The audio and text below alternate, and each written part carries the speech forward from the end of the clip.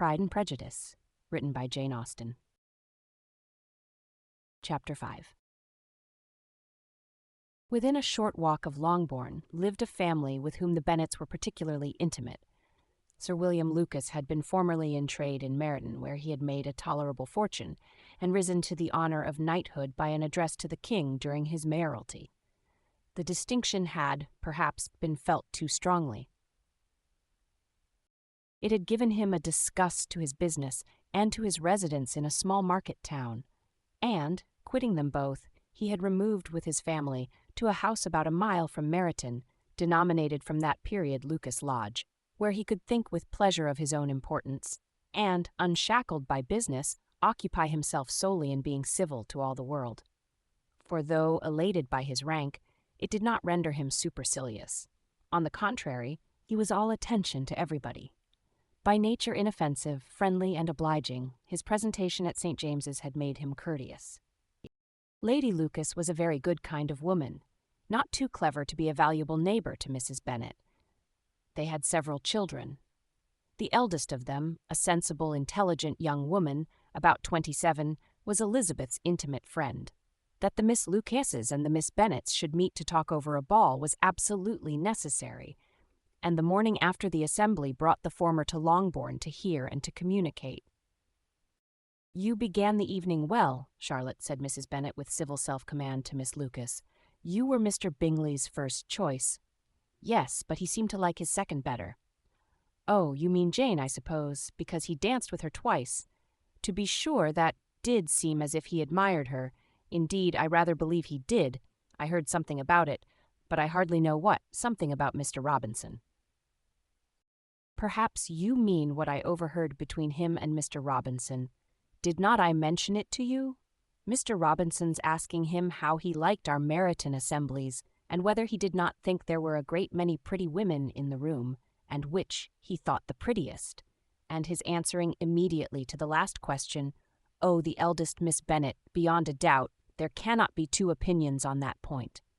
Upon my word, well, that was very decided. Indeed, that does seem as if, however, it may all come to nothing, you know." "My overhearings were more to the purpose than yours, Eliza," said Charlotte. "Mr. Darcy is not so well worth listening to as his friend, is he? Poor Eliza, to be only just tolerable." "I beg you will not put it into Lizzie's head to be vexed by his ill-treatment, for he is such a disagreeable man that it would be quite a misfortune to be liked by him. Mrs. Long told me last night that he sat close to her for half an hour without once opening his lips." "Are you quite sure, ma'am?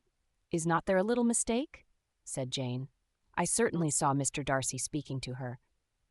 Because she asked him at last how he liked Netherfield High, and he could not help answering her, but she said he seemed very angry at being spoke to."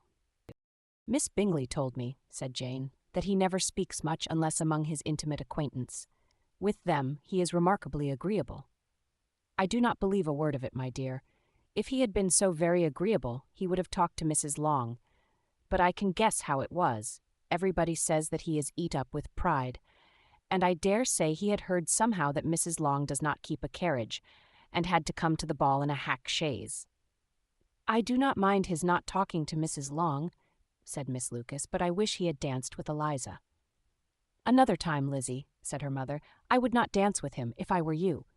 I believe, ma'am, I may safely promise you never to dance with him."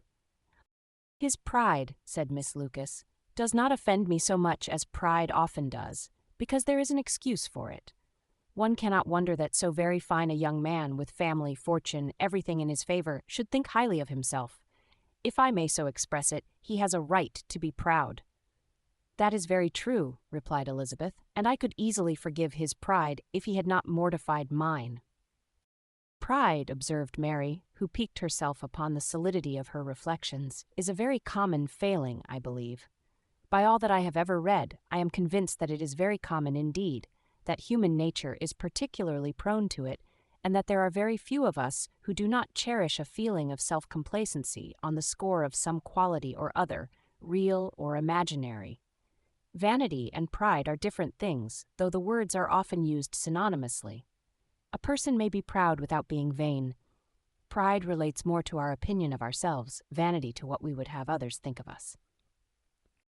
"If I were as rich as Mr. Darcy," cried a young Lucas who came with his sisters, "I should not care how proud I was. I would keep a pack of foxhounds and drink a bottle of wine every day." "Then you would drink a great deal more than you ought," said Mrs. Bennet, "and if I were to see you at it, I should take away your bottle directly." The boy protested that she should not. She continued to declare that she would, and the argument ended only with the visit.